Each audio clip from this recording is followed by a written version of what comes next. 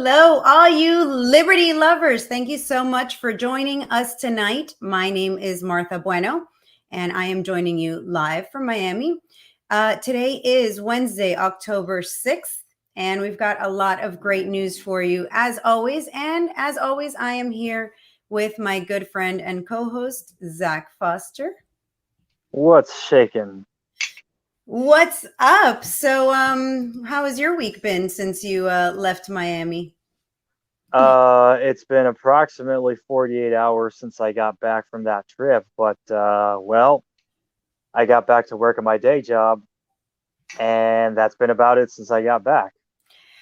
Oh man, it's been a whirlwind around here. We have another shipment heading out this Tuesday for Cuba, and a good friend of ours that you met here at our event, our rally, Legacy, just brought over an entire truckload of medical supplies. So I am really excited. We actually have a Oh, good Legacy brought shipment. over the truckload. Good deal. Good He deal. did. He did. Good job, Legacy. And this is one of those dudes who was talking about, I don't want to do no politics. I don't want to do no politics. And we said, all right, well, let's do some human action. And he said, all right, I can do some action.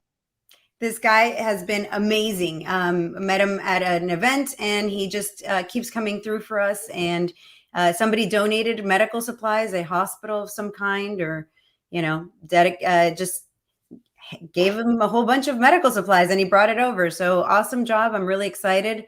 I can't wait to get that over to Cuba.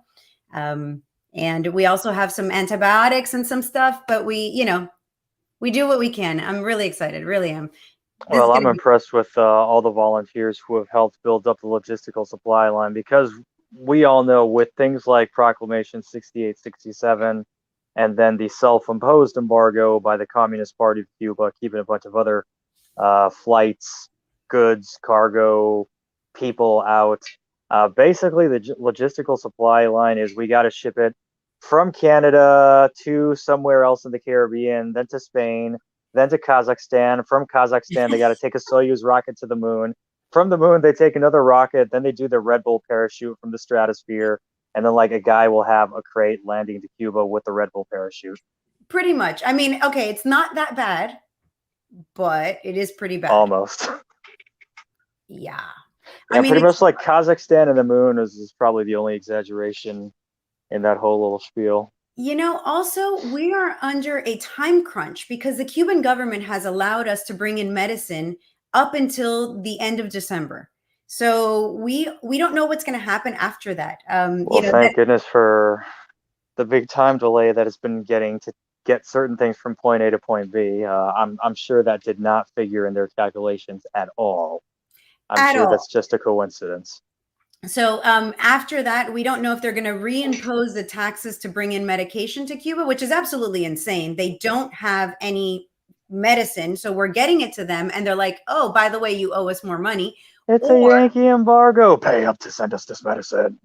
yeah, I mean, it's crazy. And the craziest thing to me, Zach, as a Cuban, as somebody who's shipping medicine to Cuba, as somebody who, is how often I have to hear that it's the United States that's the problem, or the embargo or whatnot. It's like, the Cuban government has a pretty big embargo on its own people. So it's frustrating. It really is. But I think we're doing some good work. We have a lot of people that are really excited for what we've been doing, especially on the island, that they need some help. So anyways, I wanted to update with that small thing. Let's move on because there's some news all around Latin America that we want to share. But should we start with the Oslo Freedom Forum, or where would you like to Yes, begin let's tonight? start. Let's start with the Oslo Freedom Forum. Where did it take place? It took place in Miami, which is weird that it's called Oslo Freedom Forum, but Well, I it just started there, figured I guess. there's like overlapping points where like a point in Florida like had a space-time like wormhole, and like Oslo and Miami are both the same thing like once a year or something like that. I was just looking at a comment that came in. It's a bit long, but Darian, if you're listening, we can talk after the show because yes, I would love to have information on what's going on. We're busy right now. um, so Oslo Freedom Forum was great. There's a lot of great speakers, lot of good stuff coming from great speakers. But there's also a little bit of a dirty side to the Oslo Freedom Forum. Zach, Well, before we start talking about some of the villains at the Oslo Freedom Forum, let's give a shout out to some of the heroes. So as far as speakers go, one of the speakers was Miss Yeonmi Park, who is one of my favorite activists, if not one of my favorite people in the world. If anybody's not familiar with Yeonmi Park, she is what we call a North Korean defector.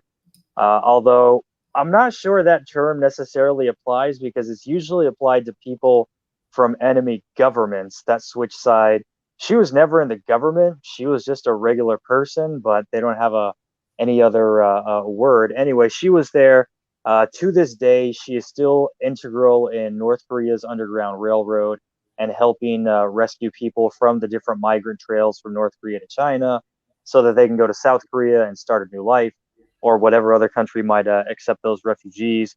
She also does her best to rescue victims of human trafficking, because just like a lot of Central American young men and women, especially women, end up getting trafficked while they're passing through Central America, through Mexico, trying to get to the United States. Similarly, a lot of Koreans trying to escape from North Korea end up getting trafficked in Northeast China, and it's one of the saddest things. So the fact that she has taken all these terrible experiences that she's had in her life as a refugee, and she uses it to give life and freedom to other people. Mad respect. She's also the author of a best-selling book. Forgive me on me, I forgot what the title is, but just look her up on Amazon. She is on the speakers list for the Oslo Freedom Forum, but her name is spelled Yeonmi, last name Park. Go get her book, guys, if you want a good read. She's one of the few people who really understands freedom much more than the theory. So yeah, my hat is absolutely off to her. Who else? Any Wait, other before you stop speakers there, that hold were? on. Before you move on, I just want to say one small thing. Obviously this woman is a hero and she's amazing, but I ran across her in the hallways, and I have to say she's gorgeous on the inside and on the outside. I mean, she caught my eye. When I saw her, I was like, oh my God, what a beautiful woman. And it was her. And I just think she's so awesome, has done so much, and has escaped from the Iron Curtain. And I feel that connection to her. I think Cuba is under a similar, or was under a similar Iron Curtain up until 2018 when people had Wi-Fi. So just similar experiences, I suppose. And well, no, not really. I I didn't live always like talking with her, and I also enjoy watching interviews with other folks who have escaped from North Korea, especially that take place, 5 or 10 years after they've escaped and they've been readjusting to what life is like in the rest of the world.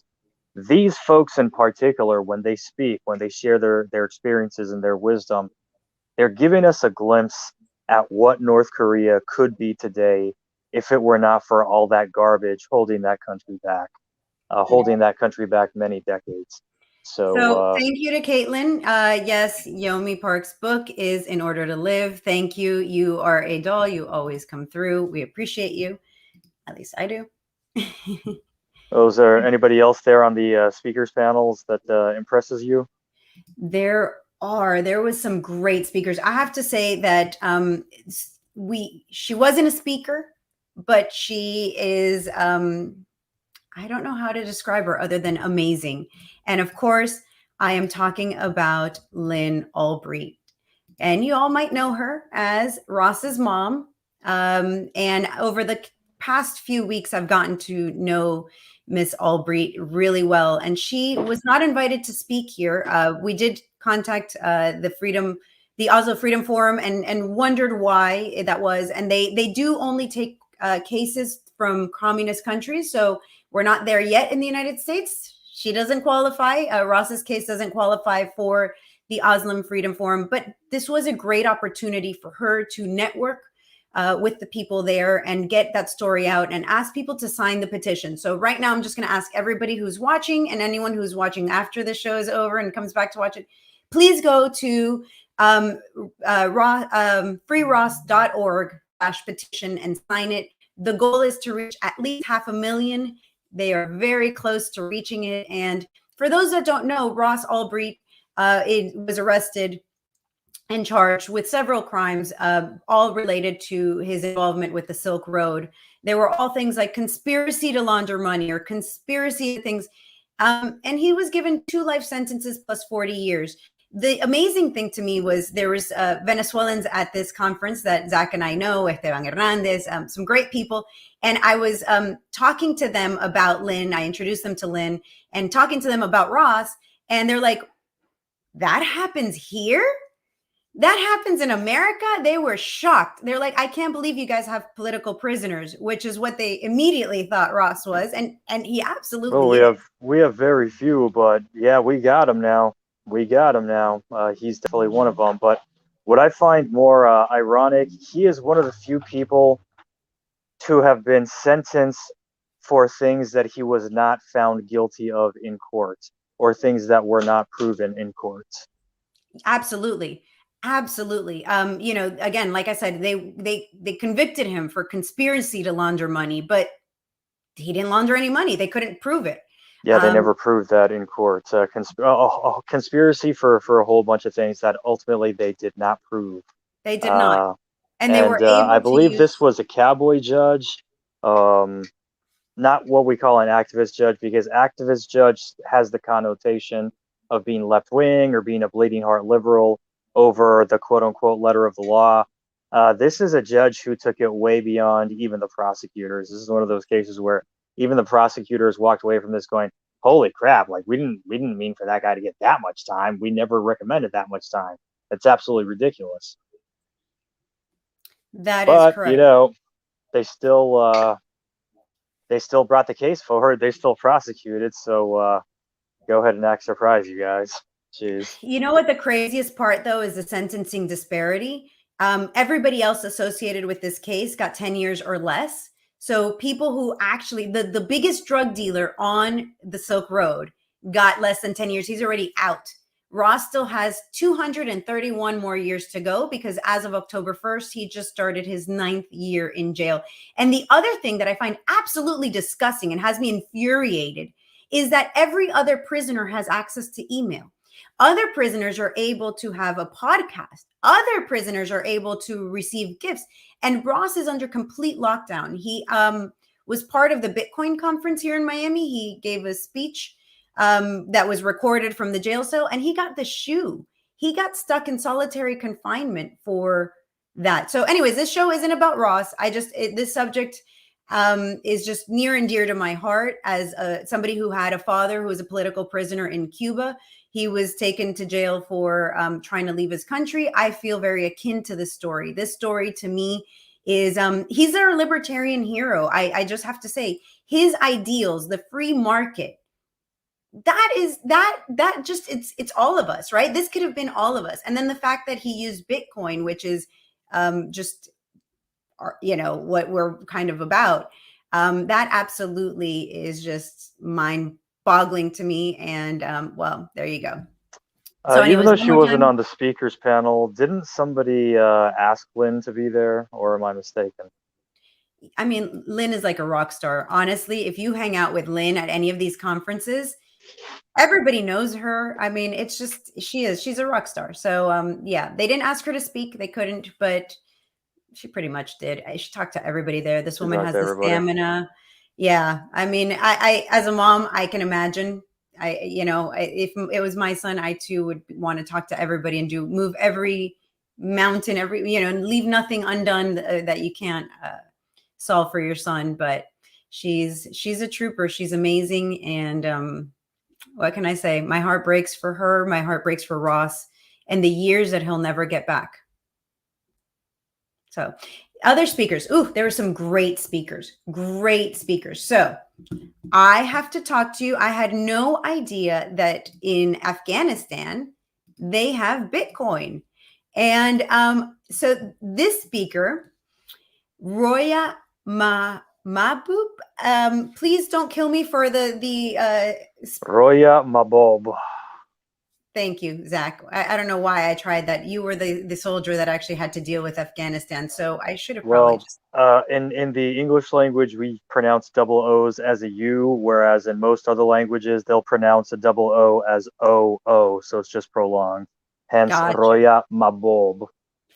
Well, she impressed me tremendously, and her speech, her participation in this was mostly about Bitcoin, but it was how Bitcoin is going to revolutionize other freedom fighting countries that don't have access to currency.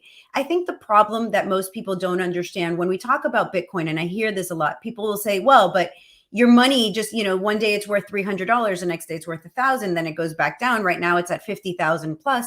After it went up to 60,000, it crashed to $3,000. So people talk about that aspect. The part that I feel people are missing from the conversation is when you have countries like Afghanistan, where their money is devalued, or in Venezuela, where there's hyperinflation, where monthly your money is devalued 50%. If you have a dollar in your pocket today, and next month it's worth 50 cents, and then the month after that it's worth 25 cents. I mean, it continuously is being devalued.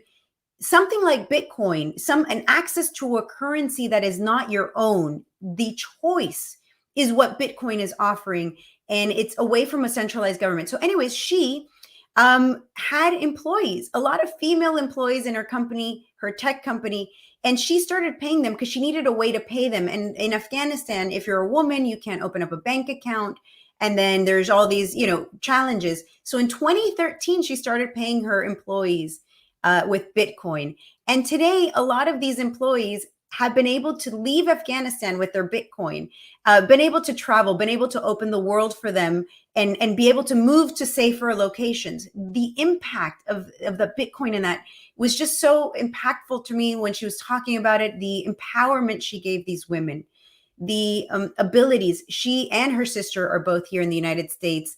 And I think that was also attributed to her having Bitcoin and her having this access to money that was not the money from Afghanistan. So really, really great speaker. This was mostly in the Bitcoin room. You can tell where my priorities were.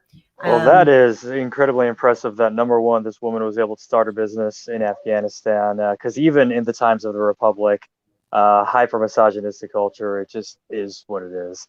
So the fact that she did that, and then also she got around some real economic and technological problems by using Bitcoin, and it sounds like that helped get her and some of her employees out of the countries. That is incredibly impressive. And that also reminds me, I would love to take this opportunity to give a huge shout out to all the boys and girls from the Afghan resistance up in Herat province. Keep fighting, you guys. You're fighting for your life and for your freedom. And even though the whole world did you dirty, you guys are doing the correct work, and you're giving a lot of people hope. So much love to the National Resistance Front in Afghanistan. Awesome.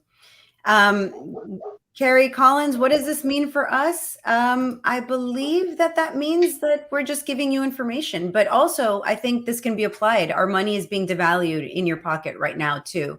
So, just lessons that we can pick up and share. I think that's really what Zach and I are here to do, is to share.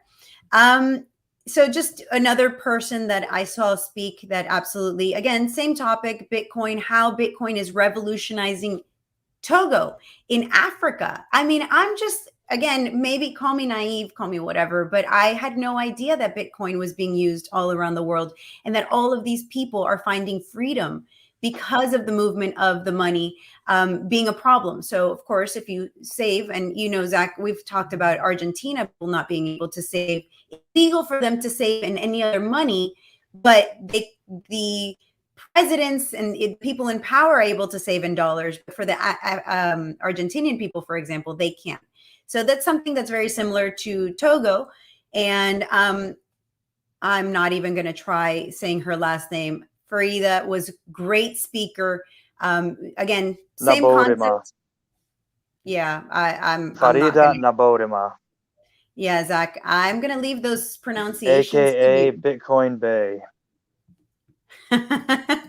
And the No, there's last, there's another female entrepreneur overcoming huge obstacles wherever she is in the world with the help of Bitcoin and blockchain-based technologies. I mean, I don't see a tragedy in any of this. As far as I don't either. the audience member is asking, what does this mean for us? This means that when the next Great Depression happens, surprise, surprise, Bitcoin will be able to give some of you guys a ladder out of poverty because even though all of us, quote unquote, believe in cryptocurrency, come on, man. There's still a lot of folks who haven't been investing in it, and they have their entire infrastructure just in dollars and not even that much in assets. So, if you have not got yourself some pillows and cushions for the days when we have a big economic refall, you got a little bit of time, man. Now's the time to get you some of that cryptocurrency. Now's the time to Cryptocurrency. diversify some of that cryptocurrency in your Yeah, holdings. absolutely. So I'm gonna let you say his name. Was that Fode Diop? Thank you very much.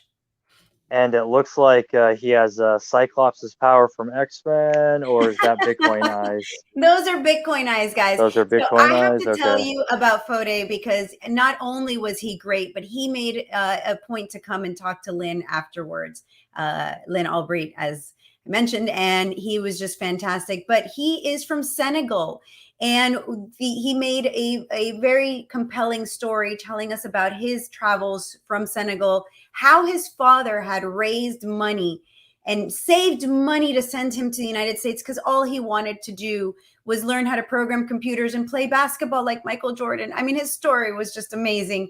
And from one day to the next, the country, their money comes from France. So something I didn't particularly know is that Senegal is a French colony.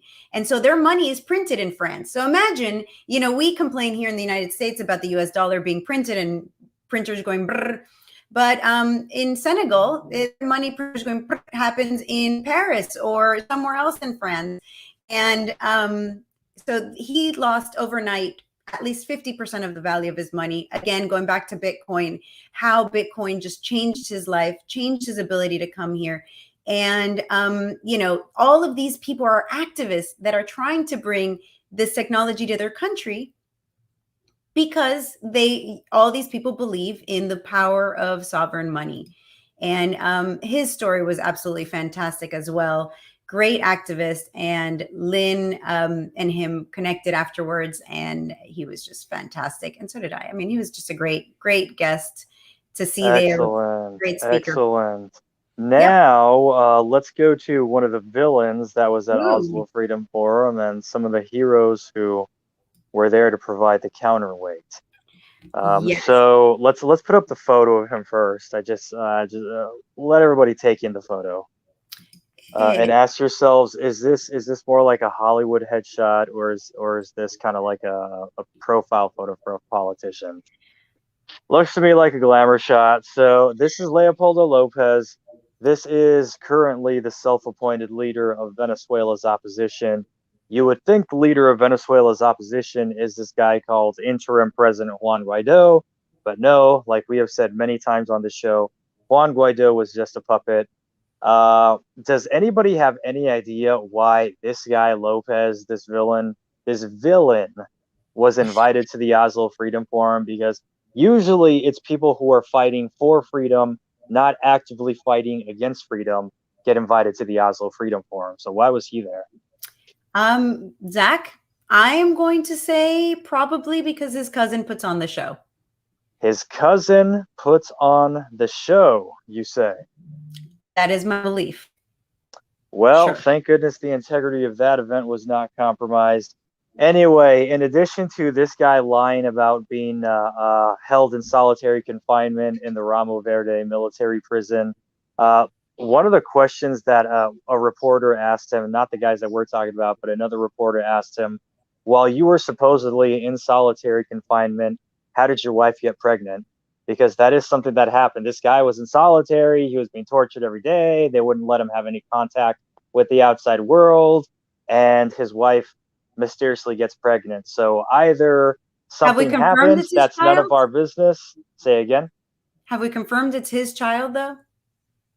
He has claimed ownership. So either something happens that is none of our business, or he was lying about being in solitary and not being allowed to have any kind of conjugal visits or contact with the outside world. I'm inclined to say that he was lying. Anyway, this guy was there giving a diatribe about why all the Venezuelan freedom fighters who have taken to the streets should abandon everything that they fought for literally the last 7.5 years, why they should forsake all their fallen martyrs who died so that this country could be free, so that Leopoldo's party could go to elections with the regime, because all the people in his party, it's not like the political parties here in the US. For example, the overwhelming majority of the people on the LNC right now, if not 100% of them, are all volunteers. Just like most of the officers in the national level party or any one of the 50 state parties and territorial parties are also volunteers. They're not paid to do this. In Venezuela, the system works differently. The political parties, the different party officers typically are paid. It's either a part-time job or a full-time job. If these folks continue boycotting unconstitutional elections, which is what they've been doing, then it just, yeah, they can't make money. That's what they do. This is their job. They need to run for office. They need to run for mayoralties and governorships. And it is an absolute joke. It is an absolute joke to even entertain. And again, this is coming from somebody who was asked to be involved in the human rights side of things. This is coming from somebody who is still involved in the human rights side, who is still cleaning up the messes that they cleaned up. If any of our audience members want to ask, Zach, why do you have such strong opinions about this? Because I am literally cleaning up Leopoldo Lopez's mess. And I'm sorry, but his mess has left dead bodies. It just is what it is. Anyhow, somebody else said he is opposition. He's just not a libertarian. He's a social democrat. No, that's a really simplistic view of things. What I'm saying is there is very powerful and overwhelming evidence to suggest that his party is openly working with the regime to keep the regime in power. Why? Because the Maduro regime is actually just window dressing, because Venezuela is a colony. It is a Cuban colony. There are 40,000 Cuban regular soldiers in that country, dressed in Venezuelan uniforms, by the way, so that you guys can't tell that they're Cuban.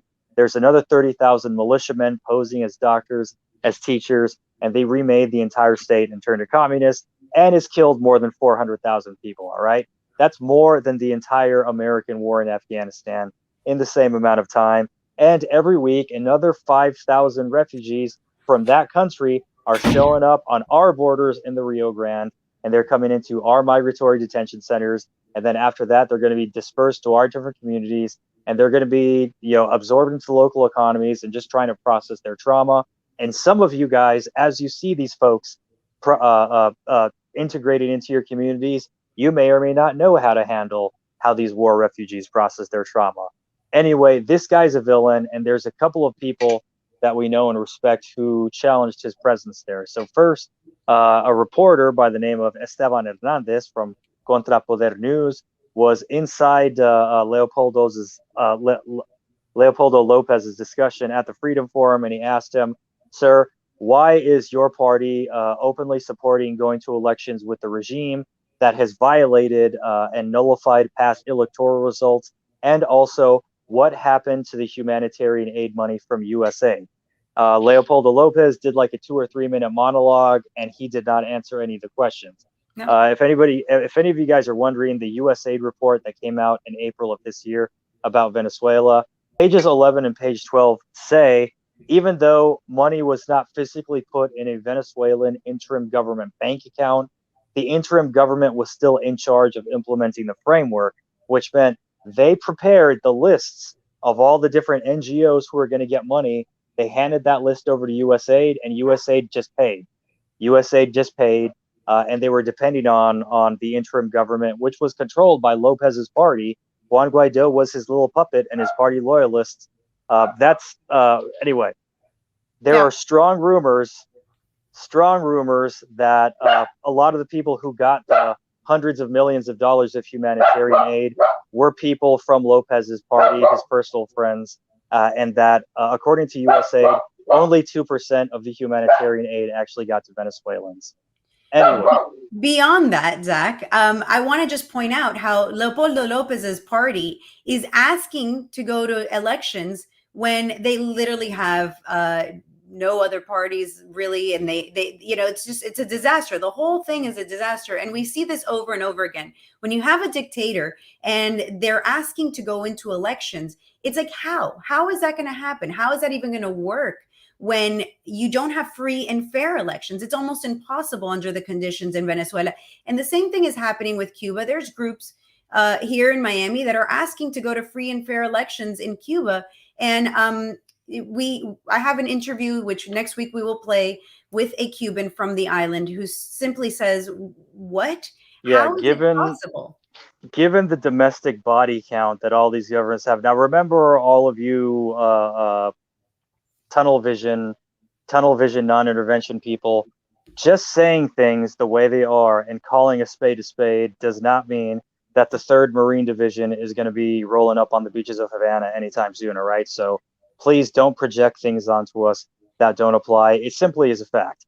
Given the domestic body count that these regimes have, including murdering political candidates, including throwing political office holders from the opposition out of 10th-story windows. That was a thing. All of the above. There is no such thing as free and fair elections with these people. And also, some of the folks that we have interviewed on this show in English had to leave that country as exiles because that regime was gonna kill them. So for Leopoldo Lopez, who said, yes, we should go to more elections with the regime, even though we already won the last elections and they still didn't honor it, it is an absolute joke. However, there was a protest outside. Martha, would you like to tell us a little bit about that protest? Yeah, it was great. So I'm actually looking for photos, but I could not find them. Okay, so anyways, Esteban Hernandez from Contrapoder 3.0. What about that video clip? Oh man, but it's in Spanish, and it doesn't really have. Yeah, we can narrate over it. Come on, just give our people a visual. Martha made it onto the news, and now she's being all bashful, and it's totally a pain in the butt when she does that, folks. All right, so here they are. Here's Esteban on the right telling Colina on the left about the protest that was going on earlier. So we're going to see some visuals from that in a moment. Yeah. So anyways, the Venezuelans came out to protest during lunchtime, pretty much, Leopoldo Lopez. So they did, and I joined them. I had my Venezuelan flag. I came prepared with my Venezuelan. In that clip that we're watching, they're actually talking about Martha. Like they are. Esteban they are talking is talking right now while we're talking over him. They're talking about Martha, and they're appreciating that this individual, this activist, and also a public office candidate was there. Thank you, Zach. Appreciate that. Appreciate the call out. So anyways, they did. I don't know if there is any visual. Now keep going. Yeah. There we go. What's going on there? So we're out in the middle of everything. We were unfolding the flag. Yes, I did show up with the correct flag. I do have the correct flag. For anyone who doesn't know, when you put in an emoji or whatnot in your phone, it's the wrong flag, or at least the wrong flag for us. We like the this one. There I am with the weird glasses. That's me. Yeah, a lot of people recognize the 7-star flag, which was the flag before Hugo Chavez's republic. The 8-star flag is the 5th republic flag, and it's basically like the symbol of Hugo Chavez's Marxist revolution. It's not a symbol of Venezuela. But everything has those 8 stars. If you put in an emoji in your phone for Venezuelan flag, you're going to get the 8 stars. If you go onto any application on your computer, it's the 8 star. It's very frustrating. So I found the 7-star flag, and I carry that around with great pride, and I brought it to my Venezuelan protest along with my Cuban flag because I'm Cuban. So it was a great little protest. A few people showed up for that. We moved it from there to the entrance almost to right across so that they'd see us. Lots of media attention from certain places, especially for Latins. For us, for Cubans and for Venezuelans, having Leopoldo Lopez there and interviewing him brought out a lot of media. So that was great. Anyways, Although his Exactly. presence there absolutely was an insult to people fighting for freedom everywhere against oppressive regimes. Syria, yeah, North Korea has opposition parties. North Yeah. Korean has opposition parties. And Yep. just like Federico's saying, he said the money was going to NGOs, but when asked to say which NGOs, he just redirected and blamed USAID. Again, pages 11 and 12 of the USAID report from April 2021 make it clear the Venezuelan interim government was in charge of implementing the framework with the USAID dollars. So they chose who got paid, and now they're not. Now they're not talking about somebody else. Let's have another Bay of Pigs. 500,000 American Cubans. Well, Rudy. Good luck to you, amigo. Good luck to you. Rudy, Um, this is a libertarian show. We don't necessarily believe in government intervention. And as a matter of fact, I think that that's why well, we were talking about Bitcoin I'm earlier. assuming that he's one of the folks who's watching from outside the United States because yeah, Proclamation 6867, folks. What's the fine per day? It's absolutely pretty ridiculous. So there are other strategies that folks have been coming up with on the back of the pipeline, and obviously we're not going to be talking about that stuff on TV. But Bay of Pigs, who am I to tell people from other places what they are and aren't going to do? I'm just going to say, good luck and try not to do anything stupid. Now we go Not only to that. Central America with some very unfortunate news. Martha, can you bring up that map? Yes, sir. Yes, I can. Some So very the disturbing news, I news, want to say. yes, this news just hit the airwaves today, although the incident allegedly took place 2 days ago on October 4th. So, as a matter of fact, the day that I was getting back from Miami, this happened. Uh, the survivors are calling this a massacre. This happened in Nicaragua's Mosquito Coast. The Mosquito Coast is the part that's in red. It is a strongly indigenous area, as a matter of fact. That was its own republic within the British Commonwealth. When the British occupied that half of Nicaragua, they kind of just gave the indigenous their own territory to administer. But because they have that British tradition, the indigenous folks on Nicaragua's Mosquito Coast have always been the last ones to support Ortega's regime and the first ones to rebel against it. So the details that are just now being filtered by survivors and some of the indigenous social activists, one dead confirmed, and then three are disappeared. That means they found one body, and it was a young indigenous male. However, there were multiple gunshots reported in the village of Quimaquas in northeastern Nicaragua, very far northeastern Nicaragua. So one body was found. However, three people are completely disappeared, no bodies, no sign of them anywhere. People have been searching. And also, the Nicaraguan National Police are very conveniently ignoring this event, whereas any other time there's any type of violent crime, they usually take that opportunity to just take control of the whole situation on the ground.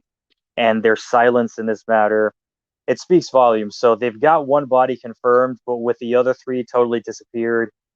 While they are still looking, just to be completely honest, the indigenous people are not expecting that the other three are alive, and that's why they're calling it a massacre. Some people are already assuming that the total dead from the incident of October 4th is four. And a lot of the folks in the indigenous communities along the Mosquito Coast are already they're hurting. They're already hurting because just 2 months ago, another nine people were murdered in a different massacre. That is one that they're blaming on pro Ortega paramilitaries. So similar to what's going on in Venezuela and in Cuba, you have the military and police, which do some of the killing, and then you've got pro government paramilitaries, which do the rest of the killing with the regime's blessing, but the civilians do it so that the regime can have plausible deniability. And that's what the patterns seem to be pointing here to. So our prayers are with the Manangna people, and I just hope that they're able to recover from this and that they're able to take this pain and turn this into productive energy in their fight for freedom. A lot has been going on in Nicaragua, and there's going to be a lot happening in the next couple of months. I want to So, share also, Zach, the news given to us by our friends with Una Carta Salva una Vida. Edson? Yeah, so are we gonna move? Are we talking about New York? Or are we talking about the sad news? The sad news. All right, yeah. So let's just bring it up to our own country. This gentleman whom you're looking at, his name is Pablo Sanchez Gotopo. He was 40 years old. He passed away this afternoon in ICE detention of pneumonia and COVID 19. He got the pneumonia as complications from having contracted COVID 19. He was detained since May. He had been trying to get himself a humanitarian parole or a bond so that he could just get on with his life here in the United States. He was willing to go to all of his court dates, but it just didn't play out like that. And they kept him in ICE detention, and he got COVID, and he passed away this afternoon at the Adams County Detention Center in Mississippi. And there is no bringing him back. He is also not the first migrant who has died of COVID contracted in ICE detention center. And while I hope he will be the last, I certainly doubt it. So rest in peace, Pablo Sanchez Gotopo. America, we need better infrastructure to process immigrants and refugees who are coming to our country, because he is a war refugee, part of a diaspora of 6 million people who are fleeing a country where 404,000 people have died violent deaths. And it's absolutely sad that in the very end, he was robbed of his life.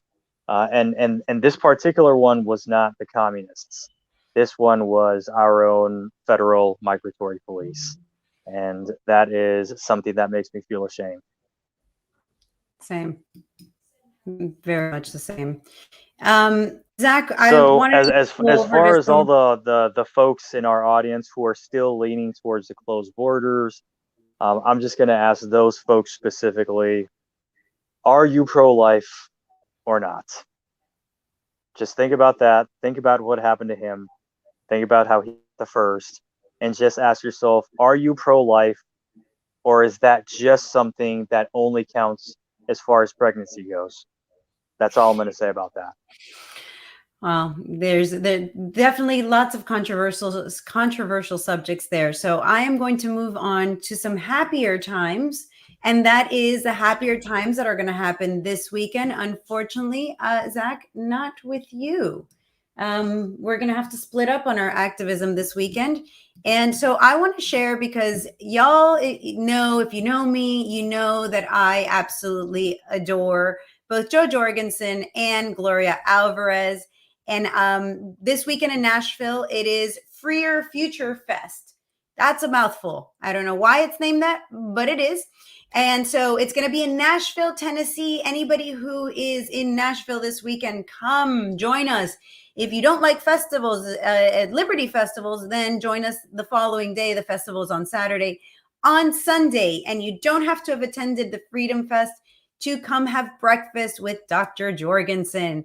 Zach and I worked on Dr. Jorgensen's campaign over, 2020.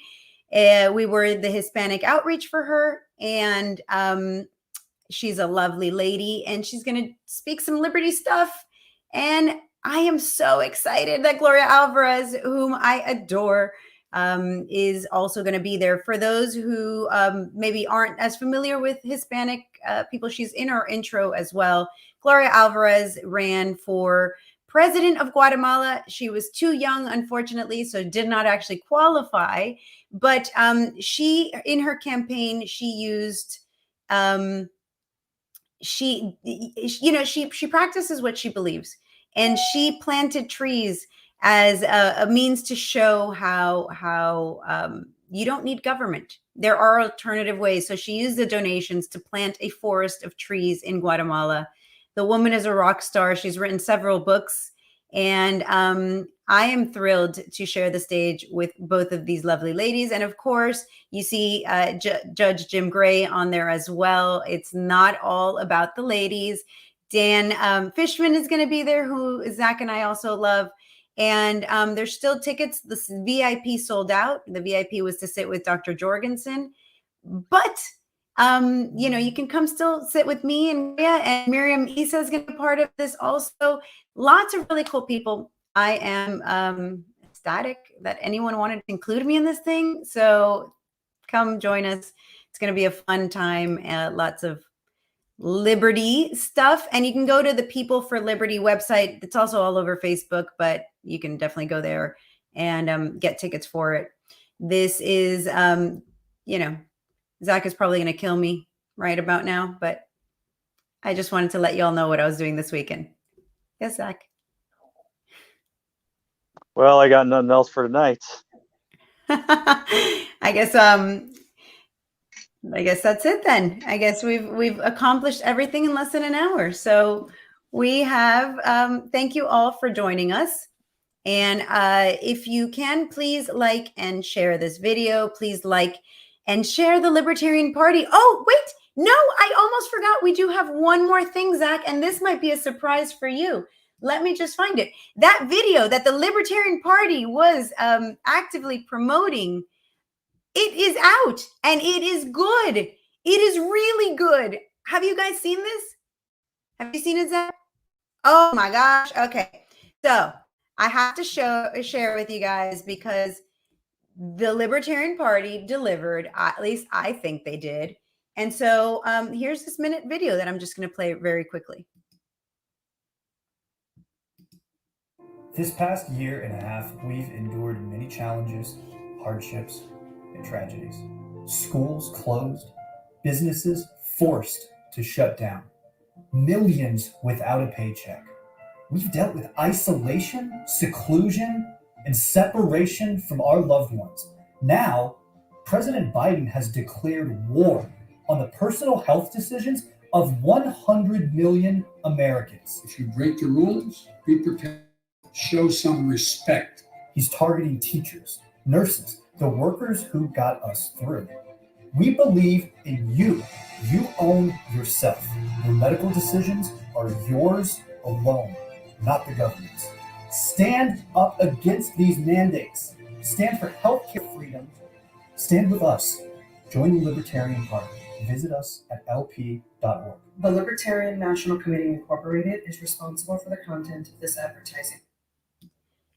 What'd you think, Zach? Come on, give it your hardest criticism. Come on. And I'm with you, Caitlin. I loved that video. And I have to say, they put this together rather quickly. I think it was 3 weeks ago that they were fundraising for this. So it happened quickly and it happened. I've been seeing a lot of people tweet and saying, hey, LP, where's that video? There's the video. And it was pretty darn good. At least I think so. I give them credit for the very high production quality. I also believe in medical freedom, definitely. And I also believe that all these things that are going on are an excellent opportunity for there to be a revolution in homeschooling. This is a time when a lot of local school districts and also private schools are making their own decisions as to whether they are going to require that vaccination or not.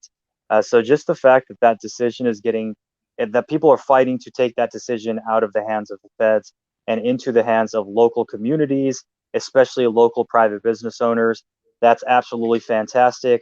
However, I'm just going to say it, instead of having screaming matches in the PTA because the local private school wants your kids to wear a mask or they want your kids to get a vaccination, hey man, it's private property. If that decision don't jive for you, it's a great opportunity for you guys to homeschool your kids. Anyway, my compliments go to the folks at the LP for the good production quality of this video. And I'm interested to see what kind of stuff they come up with in the future. I loved it. What can I say? I think it's about time we talked about these vaccine mandates on the national level. I absolutely think that this is the direction. Huh? Yeah, next week. What do you mean next week? Not now. Oh, well, we're not talking about him. I just liked this video. Thought it was good. And I wanted to share with all you guys. So anyways, please like and share the Libertarian Party's page. If you're watching on Facebook, please like and share here. If you're watching on YouTube, please subscribe. The Libertarian Party needs, it's all of us, guys. We all like to complain about the Libertarian Party, but at the end of the day, we are all volunteers. There are very few on staff. Zach and I are volunteers. And while I consider myself more in the liberty movement than anything else, The Libertarian Party is the little engine that could. It's been trying for 50 years, and I believe in its ability. I believe that one day we will reach that level where we have all these amazing people putting in all their effort. Because we complain about the centralized thing. We complain about top-down mandates, and yet we beg the Libertarian Party to be top-down mandated. So anyways, here you go. They did it. They did what we said. And so please like, share, follow, and we'll be back next week. Next week, hopefully we'll be talking about Cuba again, because that's my favorite topic. And I do have an interview I want to share with you guys next week. So peace. See y'all next week.